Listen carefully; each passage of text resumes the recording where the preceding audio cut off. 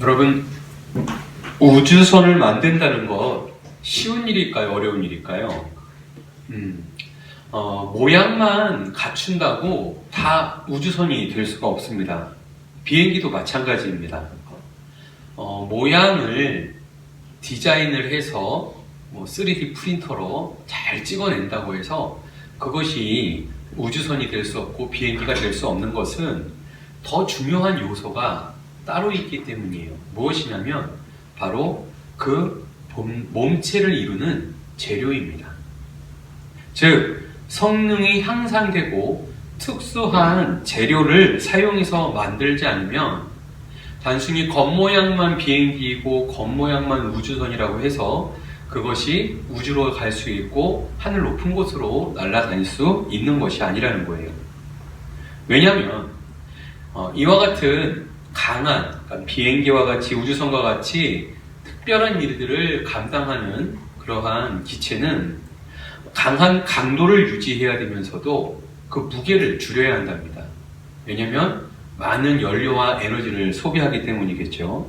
그리고 두 번째는 마찰에 대한 저항력을 낮춰야 된대요. 우리가 걸어 다닐 때야 시원한 바람을 맞으면서 즐겁게 걸어 다닐 수 있지만 빠른 비행기나 로켓 같은 경우에는 공기의 저항에 의해서 많은 열이 발생하기 때문에 기체에 열이 나면서 불이 날 수 있죠. 굉장히 위험하기 때문에 이러한 열을 잘 처리할 수 있는 마찰의 저항력이 있는 재료여야 되고요. 그리고 더 중요한 것은 그 표면에 방사선을 처리할 수 있는 그러한 저항력을 갖춘 재료로 만들어져야 한다고 합니다. 우리가 살고 있는 이 땅에서는 실제로 태양에서 오는 방사선을 우리가 공기가 차단하고 있기 때문에, 대기가 차단하고 있기 때문에 실제로 생활하고 있는 우리들은 이 우주에 있는 방사선에 크게 노출이 되지 않고 안전하다고 해요. 근데 하늘 위로 높이 날아다니는 비행기 혹은 대기권을 탈출해서 우주 쪽으로 나가는 우주선들은 이러한 공기의 보호를 받지 못하는, 그래서 결국은 우주의 방사선에 그대로 노출되기 때문에 그 본체에 이러한 코팅 작업이 되어 있지 않으면 결국 우주선이나 비행기를 운전하시는 그러한 조종사들이 죽고 만답니다. 방사선에 노출이 되어지고 오염이 되어져서 짧은 수명으로 사망하게 된다고 해요. 단순한 규격이 아니라 이처럼 자격을 갖추고 성능을 갖춘 상태에서 그 구조물들이 만들어져야 할 필요가 있다는 것이죠. 왜요? 특수한 목적, 특별한 목적을 이루게 하기 위해서입니다. 그냥 이 땅에서, 이 세상에서, 땅 위에서 평범하게 걸어다니고 살아가는 데는 이러한 코팅 소재가 특별하게 필요하지가 않아요. 하지만 더 중요하고 중요한 역할들을 감당하고 특별한 일들을 감당하고 더 많은 사람들에게 유익을 끼쳐야 하기 위해서 무엇인가를 해야 한다면, 그죠? 흔히 말하는 하늘 위에 떠다니는 인공위성이 많은 사람들에게 정보를 제공하고 있죠. 이러한 역할들을 감당하려고 한다면 일반적인 그러한 상태로는 이 역할들을 감당할 수가 없다는 것이에요. 하나님께서 하나님의 사람들을 부르십니다. 하나님의 사람을 부르시되 자기 자신만을 위해서 사는 사람들로 하나님이 우리를 부르시는 게 아니에요. 하나님의 크고 놀라운 목적과 계획을 성취하기 위해서 하나님의 사람들을 부르시고 그들을 통해서, 우리를 통해서 하나님의 특별한 일들을 감당하게 하십니다. 그렇기 때문에 우리는 단순히 평범한 사람으로 일반 인류의 한 일원으로서 하나님 앞에 하나님의 일을 감당하는 것이 아니라 주님의 은혜와 능력을 입고 주님의 권능으로 이 일들을 감당해야 한다는 것입니다. 그래서 저는 여러분들한테 이렇게 여쭤보고 싶어요. 여러분들은 예수님을 통과해서 예수님께 코팅되어 있냐? 여러분들은 정말 예수님과 함께하고 있고 예수님의 그 은혜로 여러분들의 재료가 새롭게 변화되어 있는가? 이 부분을 질문하고 싶습니다.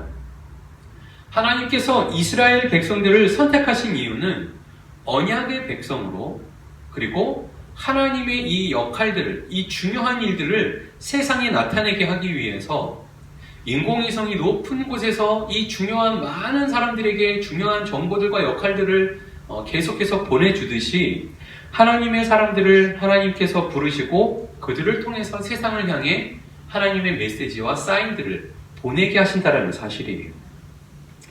모든 사람을 섬기는 제사장, 생명을 전하고 나누는 하나님의 사람들로 저와 여러분들을 부르고 계신다는 사실입니다.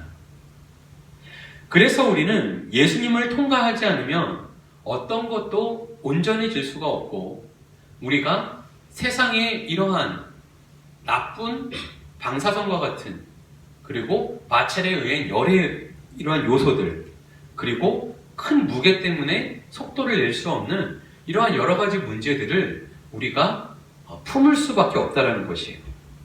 그러나 주님을 통해서, 주님과 함께함으로, 주님으로 변화되어지는 은혜를 입게 되므로 우리는 온전함에 거할 수 있게 된다는 사실입니다. 재료의 한계, 역할을 감당해야 할 특수한 기능들을 쉽게 말하면 주님으로 말미암아 우리의 재료가 변화되어질 수 있다는 것이죠. 하나님께서는 생명의 공동체를 이루어가기를 원하십니다. 그리스도의 몸된 교회를 통해서 하나님의 백성들, 하나님의 교회, 더 나아가 세상을 향해서 하나님의 나라를 확장하도록 생명의 진리를 선포하십니다.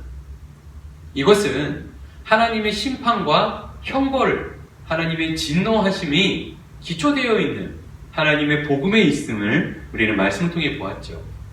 그렇기에 우리는 생명의 나눔, 이것을 우리는 이루어 가야 한다는 것이에요. 교회 안에 이러한 생명의 나눔이 이루어져 가는 것이 참된 교회의 모습입니다. 그래서 교회 안에는 교제가 있고 관계가 있고 공유함이 있는 것입니다. 결국 보편적인 태도를 가지고 모든 사람들이 하나님으로부터 부르심을 받아서 서로 나눌 수 있는 이러한 하나님의 풍성한 생명의 공유가 이루어질 수 있는 것이죠. 주님께로부터 인정받는, 주님께서 결정해 주시는 그 은혜와 그 생명과 그 사랑을 우리가 또한 전하고 그것을 누리고 그것을 나눌 수 있는 하나님의 백성들 다 되기를 바랍니다. 주님의 능력으로 우리가 이 일들을 감당하고 하나님께서 인정해 주시는, 하나님께서 결정해 주시는 그 합당한 자리에서 하나님의 이 선하심을 함께 나눌 수 있는 저 여러분 되어지기를 바랍니다. 오늘 본문 27절로 28절의 말씀을 보면 이제 바울 사도가 이 로마 교회에 서신을 보내면서 로마 교회에 계속해서 이야기를 했어요. 하나님께서 주신 이 율법, 그것을 가지고 너희들은 무엇을 하고 있느냐? 그 율법이라는 것이 정말 너희들을 하나님께서 기뻐하시는 거룩한 의를 누리는, 그래서 거룩한 백성으로 변화되어지는 은총을 누리고 있느냐? 아니면 혹시 그것을 가지고 너희들 과거의 모습 그대로 다른 사람을 정죄하고 다른 사람을 판단하고, 그래서 그것이 우리로 하여금 죄를 짓는 수단으로 바뀌어지고 있지는 않는가? 이렇게 말씀하고 있었죠. 더 나아가서 구약의 말씀들을 생각해 본다면 복음을 가지고 율법을 가지고, 그죠? 유대인들이 어떻게 했어요? 결국은 자신들의 이름을 내고 자신들의 의의를 드러내기 위해서, 자기 이름을 나타내고 자기의 능력과 자기의 위대함을 드러내기 위해서, 그래서 하나님을 외면한 채 높은 성을 쌓아 올리고 있었다는 것이에요. 이것이 유대인들에게 또 한 번 나타나고 있었고, 이것이 이제 교회가 형성되어지고 로마 교회가 자리를 잡고 있는, 로마에서 교회가 자리를 잡고 있는 이 과정에서도 여전히 나타나고 있었다는 것이죠. 하나님의 교회, 거룩한 교회 공동체를 이루어가야 되는데 이 율법으로 인해서 무너진 유대인들의 잘못된 모습이 교회 안에 다시금 나타나게 되는 것을 바울 사도는 경계했습니다. 그리고 이제 할례와 무할례, 그것이 중요한 것이 아니라 무엇이 중요하다고요? 믿음으로 하나님의 나라를 이루어가는 것이 중요하다라고 바울 사도는 다시 한번 강조합니다. 그리고 이제 오늘 본문 3장 마무리 단계에 들어가게 되는 것이에요. 이제 하나님의 거룩한 교회 공동체가 어떠한 모습으로 하나님의 그 영광을 드러내야 할 것인가? 바로 생명을 나누는, 피를 나누는 하나님의 공동체가 되어져야 한다라고 말씀하는 것이에요. 생명의 근원이 어디에 있습니까? 바로 우리의 피에 생명의 근원이 있습니다. 얼마 전에 놀라운 발표가 났어요. 우리의 생명의 노화의 부분, 그 비밀이 어디 있느냐? 우리 피에 있답니다. 혈액 안에. 사람이 노화되어지고 늙어 죽어가는 이 과정의 비밀의 코드가 혈액 안에, 피 안에 있다는 얘기예요. 생명이 피에 있다라는 이 말씀이 조금도 틀림이 없는 것이죠. 그러나 우리는 생명의 근원, 그 생명의 기준보다 세상의 것들에 더 얽매일 때가 있지 않습니까? 학연이라든지 지연이라든지 혈연이라든지 내가 같은 학교 다니는 같은 친구였어요. 그래서 내가 그 친구를 사랑하고 그 친구가 소중해요. 그러면 나랑 모르는, 같은 학교 다니지 않았던 친구들은 나랑 상관없는 사람들이에요. 그게 우리를 주장하지 않습니까? 우리 식구들이에요. 피를 나눈 사람이에요. 피를 나누지 않았으면 중요하지 않아요. 죽든지 살든지 상관이 없어요. 이러한 상황에 빠지지 않냐는 거예요. 아니면 같은 동네 사람들, 우리 지역 사람들, 나는 경상도예요, 나는 전라도예요, 나는 충청도예요. 이런 지역 감정이 더 중요한 것들로, 더 강력한 것들로 역사하고 있지 않냐는 것이에요. 하나님의 공동체를 이루는 그 중심은 무엇으로 우리가 그 공동체의 핵심을 이루어야 할까요? 학연도, 혈연도, 지연도 중요하지 않다는 겁니다.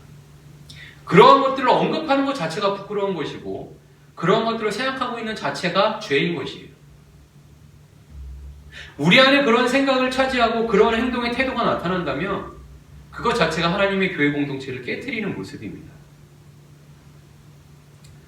우리는 그래서 생명의 근원을 피로 보고 이 피의 중요성을 강조하다 보니, 그죠? 혈연이 중요하다, 학연이 중요하다, 지연이 중요하다는 이러한 얘기를 쉽게 합니다. 근데 그리스도의 교회 공동체는 이러한 것들이 중요한 것이 아니라는 것이에요. 피보다 더 중요한 것이 있습니다. 그것은 바로 영의 관계입니다. 예수 그리스도의 안에서 하나 되어지는 한 성령 안에 붙들림 받는 하나님의 교회 공동체가 이루어져야 된다는 거예요. 동일하신 성령 안에서 붙들림 받아서 하나님의 은혜가 공유되어지고 나눠지는 교회 공동체가 되어야 합니다. 성령 안에서 인도함 받고 역사함 받는, 성령의 인도함 받는 교회가 되어져야 되는데, 성령은 무시한 채 나랑 같은 학교 친구니까, 내가 잘 아는 사람이니까, 나랑 같은 동네 사람이니까, 이런 것들에 매여서 궁극적으로 하나님의 공동체를 잊어서는 안 된다는 것이죠. 성령 안에서 하나님의 교제가 이루어져야 합니다. 혈연으로 인해서, 피로 인해서 교제가 왜곡되어져서는 안 된다는 것이죠. 우리나라 같은 경우가 이제 대표적인 경우죠. 가족 공동체. 어느 나라든지 가족은 특별한, 아주 스페셜한 공동체예요. 이 가족 공동체 안에 독특한 이기주의가 함께합니다. 그래서 죄와 의의 기준이 그 가족 안에서 흐지부지해지고 희미해지는 게 나타나요. 정에 약하다 보니까 이러한 부분들이 과거에는 굉장히 많았었죠. 여전히 우리나라 사회 안에는 그러한 요소들이 아직도 많습니다. 이러한 가족 안에서 나타나는 하나님 앞에 바로 서지 못하는 그러한 부끄러운 이기주의가 나타나는 요소들이 현실적으로 나타나고 있고요. 또한 교회나 어디나 경제적으로 물질 우선주의가 판치는 것이 오늘날 한국 사회가 아닌가 싶습니다. 이것이 선악의 기준이 되어지고 이것이 우리에게 옳고 그름을 붕괴시키고 만다는 거예요. 하나님의 영이 함께할 수 없고 하나님의 진리가 그들을 하나님의 통제랄까요? 하나님의 손길이 함께할 수 없는 존재가 되어버려요. 무엇 때문에? 물질 때문에. 이러한 죄의 문제들이 하나님의 교회 안에 스며들어와서 하나님의 교회 공동체를 흔들게 만들어 놓는다는 사실입니다. 우리는 알아야 합니다. 성령 안에서 하나님의 영에 붙들림 받는 하나님의 관계가 있음을 우리는 기억해야 돼요. 모든 관계로 영적으로 연결한다, 이것도 굉장히 위험한 생각입니다. 그러나 중요한 것은 우리가 한 성령 안에서 하나 되어지는 것, 우리가 그것을 기억해야 돼요. 또 한 가지 더 중요한 것은 여러분, 성령은 어디에 임하십니까? 어디에 임하시죠? 성령님은 우리의 영에 임하는 겁니까? 우리의 육체에 임하는 겁니까? 네? 착각하지 마세요. 성령은 우리의 영에 임하는 게 아니에요. 우리의 육체에 임하는 거예요. 성령이 죽은 사람한테 임하는 거 보셨어요? 영과 육이 분리된 사람은 죽은 사람이에요. 그죠? 성령님께서는 영에 임하는 존재가 그러니까 영이라는 존재에 임하는 분이 아니라고요. 성령님께서는 육체에 임하시는 분이세요. 살아있는 육체와 영혼이 함께하고 있는 인격에 임하는 거지, 우리의 인간 속에서 영혼에만 임하는 것이 성령님이 아니라는 사실입니다. 착각하시면 안 돼요. 이것이 결국은 어떠한 문제를 야기하냐면 영지주의. 육체의 것은 속되고 죄악된 것이고 더러운 것이고 추악한 것이라는 생각이 우리를 사로잡게 되고요. 영적인 것만 고결하고 순수하고 아름다운 것이라고 착각합니다. 근데 성령은 뭐라고 말씀하죠? 야고보서에 보면 우리의 입과 우리의 혀가, 우리의 속사람이 더럽고 추악한 부분이 우리 안에 있다라고 얘기를 해요. 우리 몸에서 나가는 것이 더럽다는 거죠. 우리 입에서 나가는 게 더럽다고 얘기를 합니다. 오히려 성령 하나님께서는 우리의 더러운 육체 안에 함께 하시고 우리를 하나님의 능력으로 정화시켜 주시고 거룩하게 하시는 하나님의 능력이 되어 주신다는 것이에요. 주님께서 우리의 재료를 변화시키는 것이라고 말씀드렸어요. 우리의 영혼을 다시 깨끗한 영혼으로, 이게 아니라 우리의 육체와 영혼을 주님께서 함께 새롭게 하십니다. 좀 더 정확하게 말씀을 드리면 우리의 육체에 임하시는 주님이라는 사실이에요. 육체가 없는 영혼에는 주님이 임하시지 않아요. 이미 심판대 앞에 서 있는 자예요. 그죠? 그때는 성령님께서 다시 임재하실 기회가 있을까요? 개인적인 사망, 주님이 다시 오실 때이면 영원한 사망이 찾아와요. 그때 백보자 심판대 앞에 우리가 서는 거예요. 그건 심판이에요. 그때 이제 주님을 영접해가지고 성령을 내 마음에 모셔서 천국 가는 개념이 아니란 말이에요. 그때는 우리가 행한 대로 심판을 받는 심판의 자리이고, 그때 우리 안에 하나님의 거룩한, 그죠? 성령 안에서 의의 옷을 입고 있는가, 입고 있지 않는가가 판가름 나는 시점이죠. 성경은 말씀합니다. 우리에게 성령님께서는 우리 안에, 우리의 육체 안에 임하시며 하나님의 나라를 이루어가는 하나님의 백성으로 우리를 인도해 가신다는 사실이에요. 계속해서 생명을 나누는 것은, 자, 이와 같이 피해 있음에도 불구하고 하나님께서 이 은혜를 우리에게 베풀어 주신다고 말씀드렸고요. 두 번째는 생명 관계는 시간을 공유하는 그런 관계입니다. 내가 어떤 사람과 생명의 관계를 하고 있다면 어떠한 관계를 맺는 것일까요? 모이기에 힘쓰는 것이에요. 내가 누구와 함께하고 누구와 공유하고 누구와 소중한 것을 나누고 누구와 생명을 나누고 있는가를 생각할 때 우리는 그 지체와 함께 모이기에 힘쓰는가를 생각해 보아야 합니다. 함께 나누고 있는 시간이 있어야 한다는 것이에요. 따로따로 너는 너대로 나는 나대로, 이것은 하나님의 생명 관계가 아니라는 얘기입니다. 너는 네 방식대로 살아. 나는 내 방식대로 살게. 이거는 잘못된 관계입니다. 생명이 없는 관계이고 주님이 함께 하시지 않는 관계라는 얘기예요. 시간을 공유하지 않으면 생명의 관계를 함께 하고 있지 않는 겁니다. 이미 죽은 관계예요. 나와 하나님과의 생명 관계는 시간의 나눔과 공유이죠. 하나님과 시간을 공유하고 나누고 있습니까? 주님과의 소중한 시간을 나누고 있습니까? 이것을 생각해야 합니다. 여러분들이 사랑하는 지체와 시간을 나누고 있습니까? 함께하고 있습니까? 이게 중요한 겁니다. 그것을 위해서 노력하고 애쓰고 있냐는 것이죠. 그것이 없다면 생명의 관계가 제대로 유지되지 않고 있다는 것을 알아야 돼요. 시간 속에서 투자되어 온 관계, 사랑하는 관계라면 시간을 공유하는 관계가 되어야 합니다. 계속해서 생명을 나누는 공동체의 특징을 이야기한다면 바로 생명의 관계는 공간을 공유하는 것입니다. 생명 관계에서 공간의 개념은 매우 중요해요. 생명 관계를 위한 허락된 땅이 있습니다. 그곳이 어디예요? 가나안 땅이었습니다. 그리고 그 땅이 예루살렘 성전이 되어졌고요.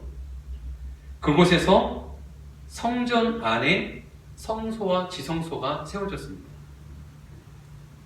그리고 하나님과의 친밀한 관계, 그 안에서 제사가 있었고 속죄의 피 흘림이 있었고 회복의 은혜가 그 공간 안에 있었다는 것이에요. 어디서요? 지성소 안에서요. 하나님의 거룩한 공간, 거룩한 공동체의 거룩한 장소가 있습니다. 어디이죠? 교회입니다. 하나님 앞에 예배드리는 거룩한 교회가 또한 하나님의 거룩한 공간입니다. 그리고 하나님께서 세우신 가정, 교회를 연장하는 공간입니다. 그리고 하나님께서 함께 하시는 우리의 일터가 또한 이런 중요한 소중한 공간이 되어지는 겁니다. 그 안에서 무엇이 있어야 돼요? 생명의 관계가 있어야 되고 생명의 교제가 있어야 되고 피의 나눔이 있어야 되고 은혜와 사랑이 함께 해야 한다는 사실입니다. 주님의 교제가 없는 그러한 공동체와 그러한 시간과 그러한 공간은 이미 죽은 공간이고 죽은 시간이고 죽은 피의 관계라는 얘기입니다. 하나님께서 허락하신 공간, 그 공간 안에서 생명의 나눔은 특별한 관계를 연결하고 있고 생명의 관계를 이어가고 있다는 것이죠. 자신을 주장하는 공간이 아니라 함께하는 공간이 되어져야 하고 주님과 함께하기를 결정하는 그러한 사람이 성소에서 함께 나눌 수 있어요. 하나님의 거룩한 성전 앞에 나오는 것은 하나님의 말씀과 하나님의 뜻에 따르는 성령님이 임재하신 가운데 우리의 육체 안에 임하시는 그 주님을 영접하며 그분과 함께하는 거룩한 공동체를 이루어가는 것입니다. 이것이 생명을 나누는 공동체라는 사실입니다. 우리 안에 생명을 나누는 공동체로서 우리가 혹 주님의 그 생명을, 그죠? 어떻게 보면은 생명을 나누는 공동체, 특별한 것 같지만 특별하지 않은 것 같은 우리의 자연 상태 그대로 이 생명 공동체를 누릴 수 있을 거라고 생각한다면 여러분 오산입니다. 우리의 자연 상태로 이것을 누리는 것이 아니라 주님을 통과하여 주님의 은혜 안에서 성령의 내주하신 가운데 누려지는 공동체가 생명의 공동체라는 사실이에요. 우리가 이 사실을 놓치면 주님과의 공유하심, 주님이 임재하시고 함께 하시는 공동체를 깨트리는 존재가 되어버리고 맙니다.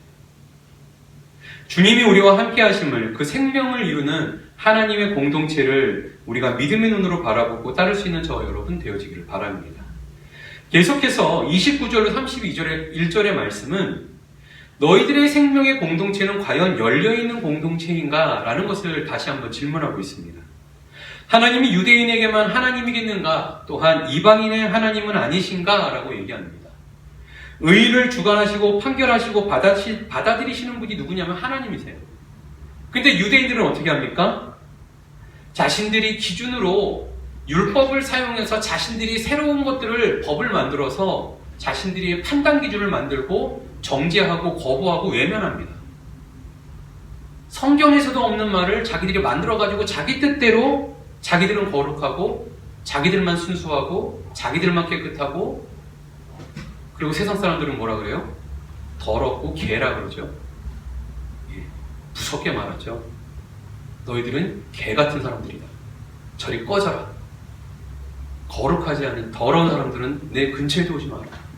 추악하다, 싫다. 이게 유대인들의 태도였습니다. 그러나 하나님은 뭐라고 말씀하십니까? 유대인도 이방인도 판단하고 받아들이시는 분은 하나님이시다 라고 말씀합니다. 니들이 더럽다고 얘기할 자격이 있느냐? 니들이 정말 그렇게 거룩하고 깨끗하냐? 웃기는 소리 하지 말라는 거죠. 니들은 하나님이 주신 그 율법을 가지고 정죄하는 데 쓰는 아주 더럽고 추악한, 바울은 그들을 아주 더러운 자신들의 그런 부끄러운 모습, 자신의 부끄러운 모습을 얘기하면서 유대인들의 한계를 지적하죠. 믿음으로 할례를 가졌던, 믿음으로 할례를 거부했던 하나님이 함께 하시면 이것은 의로 받아들여지고 하나님이 의롭다고 결정하셨기 때문에 우리는 그것을 인정할 수 있다고 바울은 얘기하는 것이에요. 의롭고 의롭지 않은 기준이 무엇입니까? 할례가 어려운가? 그게 아니라 할례든 무할례든 믿음으로 행하고 있는가? 그 믿음이 있는가? 그것을 바울은 얘기하고 있죠. 믿음이 있는가 믿음이 없는가에 따라 하나님은 그것을 의로 판단하고 받아들이시고 의롭지 않다고 거부하신다는 것이에요. 나의 감정, 나의 상태, 나의 기분이 의의 기준이 되지 않습니다. 판단의 기준이 되지 않습니다. 그러나 우리는 그것에 익숙하죠. 내 기분과 내 상황이 오히려 세상을 판단하는 기준이 되기가 쉽습니다. 근데 성령님을 하나님의 영에 붙들림 받는 하나님의 사람으로 성령이 민감해야 되는데 오히려 그러한 감정 때문에 성령을 배제한 상태가 되기가 쉽다는 거예요. 하나님의 일을 외면하고 하나님의 일을 생각하지 않고 자신의 판단과 자신의 판단에 생각과 판단에 빠져버리고 마는 것이에요. 결국 성령 안에서 닫힌 자가 되어지고 그 공동체는 어떻습니까? 하나님의 영에 닫힌 공동체가 되어지더라는 겁니다. 성령의 임재는 영에 임하는 것으로만 착각해서는 안 됩니다. 육체에 임하는 사건이 성령의 임재였어요. 초대교회에 성령님이 임하시던 사건은 유대인이나 이방인이나 헬라인에게 그 말씀을 듣고 귀 기울이던 자들에게 기도하던 그들에게 혀에 불같은 성령님이 임하시면서 강력하게 임하셨고 주의 제자들이 말씀을 복음을 증거하고 전할 때 그 말씀 안에서 성령을 받았습니다. 혈연 때문에 성령 받는 게 아니에요. 지연 때문에 성령 받는 거 아니에요. 내가 착해서 다른 사람들이 성령 받는 거 아니에요. 죄송합니다. 착각하지 마십시오. 그 전도도 아니고 개도 아니고 이거 아무것도 아니에요. 하나님의 계획도 아니고 아무것도 아니라고요. 복음의 선포가 있어야 되고 복음 앞에 나아오는 은혜가 있어야 돼요. 성령의 일하신 가운데 하나님의 교회 공동체가 세워지는 것입니다. 한 성령 안에서 하나 되어지는 은혜가 함께 한다는 것입니다. 그래서 이런 오해가 찾아오면 안 돼요. 믿음은 율법을 폐하는가? 우리가 믿음을 가졌으니 이제 율법이라는 것은 폐하여도 되는가? 아무나 다 와서 구원받아도 되는가? 아무나 와야 되죠. 그러나 아무나 와서 아무나 자기 신앙을 주장할 수 있는 곳이 교회가 아니에요. 절 다니는 사람이 교회 와서 구원받겠다고 부처를 찾는 거 그거 교회 아닙니다. 천주교 성당 다니면서 마리아니 요셉이니 찾으면서 구원받겠다고 나는 교회 성도예요? 아니에요. 천만의 말씀이에요. 남이요 남. 교회 성도가 아니라고. 지옥 갈 사람들이라고. 착각하면 안 돼요. 무당이나 절한테 가가지고서는 막 이상한 거 듣고 교회 와서 그걸 믿음과 신앙이라고 교회에서 기도하고 예배한다? 아니에요. 교회 아니에요. 그 사람 나가야 돼요. 들어오면 안 돼. 교회를 더럽히는 자들이야. 그죠? 그런 사람들이 교회에 올 수는 있습니다. 근데 교회에서 어떻게 해야 돼요? 진리를 경험하고 말씀을 듣고 하나님의 진리 안에 거해야죠. 자신들의 그러한 잘못된 우상 숭배를 교회에서 주장한다는 건 부끄러운 일입니다. 이러한 오해에 빠지지 마십시오. 교회는 그런 사람들을 받아들이려고 존재하는 게 교회가 아니에요. 그러면 저쪽으로 가시면 돼요. 한신 쪽. 예, 자유주의로 가시면 됩니다. 우리 교회는 그런 사람 안 받습니다. 다른 교회 가시라고 하세요. 바른 믿음은 오히려 율법을 온전하게 완성시키는 곳이 교회다라고 말씀합니다. 율법과 충돌을 일으키는 믿음, 율법을 파괴시키는 자유는 결국 우리의 믿음을 파괴하고 우리의 몸을 파괴하고 우리의 관계를 파괴하는 잘못된 것임을 알아야 합니다. 목사로서 잘못된 신앙을 세우고자 하는 사람들을 저는 교회에서 받아들이지 않겠어요. 주님은 이런 깊은 관계의 의의를 완성해 가시는 분이십니다. 우리의 판단과 결정을 나의 기준에서 받아들이지 말기 바랍니다. 주님이 결정권자가 되어야 합니다. 말씀 안에 진리 안에 하나님께서 결정권자가 되어야 돼요. 내가 기도하니까 하나님은 내 기도 들어주시고 그러니까 하나님은 내 기도를 들어주시니까 내가 결정권자야. 착각하지 마십시오. 주님은 말씀으로 역사하셨고 우리가 그 말씀에 순종하고 따르는 겁니다. 율법과 복음을 가지고도 내가 판단의 기준이 될 수가 있기 때문이에요. 그러므로 우리는 저들을 이방인으로 외면하고 거부하고 멀리할 수 있는 존재인 것도 우리는 인정을 합니다. 그러나 믿음 안에서 성령의 내주하심 안에서 거룩한 하나님의 백성이 되어짐으로 서로를 맞이할 수 있다는 이 소망과 기대를 이루어가는 것이에요. 이것이 교회 공동체입니다. 주님께 결정권을 맡겨드려야 합니다. 그리고 또한 우리도 주님 앞에 결정하고 나와야 됩니다. 하나님께서 결정하시는 그 결단과 결정이 있죠. 의로운가 불의한가. 그러니까 하나님이 결정하신 일입니다. 중요한 것은 이제 우리의 선택에 남아있는 거예요. 우리는 어떻게 선택할 것인가. 먼저 믿는 우리의 선택. 그죠? 성령 안에서 맞이하고 받아들일 수 있는 하나님의 의가 있어야 되고 은혜가 있어야죠. 또한 주님 앞에 나오는 당사자들은 하나님의 그 은혜 안에 거하고 믿음으로 주님과 함께 할 것인가를 결단해야 한다는 사실입니다. 주님께 맡겨드림으로 성령 안에서 참 자유와 평강을 또한 누릴 수 있는 하나님의 거룩한 교회 공동체 되어지기를 바랍니다. 주님은 성령 안에서 거룩한 공동체를 세워가시고 그 안에서 회복의 은총을 더해 주시는 줄을 믿습니다. 아무나 다 막 회복되는 거, 아무나 다 은혜 받는 거, 주님 앞에 아무나 다 나올 수 있어요. 성령의 붙들림 받는 자들이 하나님의 은혜를 입겠죠.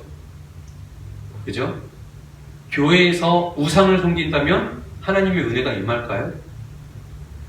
그렇지 않겠죠. 하나님의 영원의 은총을 누리고 아름다운 몸된 교회를 이루어가는 저와 여러분 되어지기를 축복합니다.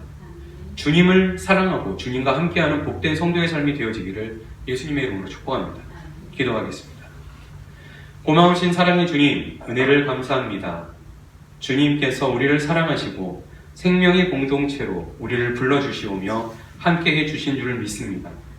주님 안에서 하나님의 거룩한 구원의 복음 안에 열려있는 하나님의